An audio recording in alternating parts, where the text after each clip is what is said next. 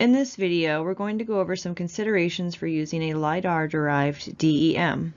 We'll be introducing concepts such as hydromodification of DEMs and some pre-processing that you should do on your DEM before conducting any sort of flow modeling across the landscape.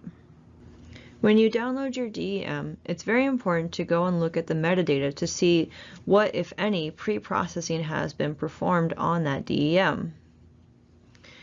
For example, here I'm showing you hydroflattening, which is generally performed by the vendor who is collecting the LiDAR.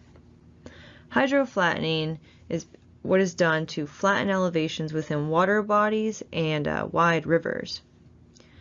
This is done because LiDAR is not collected over water. The pulse that is sent out is actually absorbed by the water instead of returned back to the sensor like it is over landforms. So, since there is no data, the water surface is interpolated using the bank elevation, which creates ridges as shown there in that left side image there. And these ridges can act as dams, which will impede flow. So, in these lakes or water bodies and wide rivers, we flatten them, which smooths the surface, and then also a constant downhill gradient is created, which you can imagine this would be important in things like rivers. A second process that can be done in your DEM is hydro enforcement, which is where obstructions to flow are cut through a DEM that allow the water to continually move through. See, in this example here, we have roadways that would have naturally impeded the flow based on the LiDAR because it's seen as a dam, but now it's been cut through, which allows the water to flow on through. This is not likely to have been done by the vendor. It's a very detailed and time-consumptive process. However, it's extremely necessary to produce an accurate flow model and therefore an accurate watershed planning model. So to give an example as to why hydro enforcement is so important, you can see below an example of where a cut line has not been made through this road.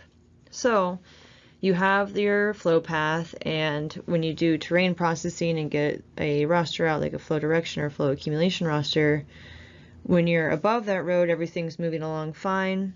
It hits that roadway, treats it as a dam, so that flow begins to back up behind there and creating a ponding effect until it reaches such a height that it can spill over that roadway. And when that happens, the flow path no longer is falling into the correct channel, and we get this skating rink effect, which you can see in the lower image there. So it's extremely important to make cuts where you know they are and you can see them in imagery and say your hill shade, because you want your flow paths to fall within the actual channel, not just spilling over all over the place like we can see in that lower image with those white lines. In this example, you can see these depressions where water is been backing up against these roads because no cut lines have been made, and therefore flow paths are inaccurate or flow accumulation values are wildly inaccurate. And it's just basically reinforcing why it's important to make these hydro modifications in your DEM so that you can have accurate flow paths and therefore accurate watershed models and accurate placement of agricultural conservation practices, which is the whole point of this. We want accuracy so we can suggest good results to our watershed planners. And the ACPF has been built to really assist you in this process of hydro conditioning. And we have some tools that we've developed that will guide you step by step through this process. There are three tools involved in the hydro conditioning process. The first one is the Identify Impeded Flow tool, the second, Visualize Flow Path, and the third, the Manual Cutter and Dam Builder.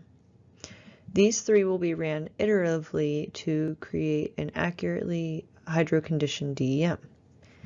It's extremely important that you take your time and are diligent through this process.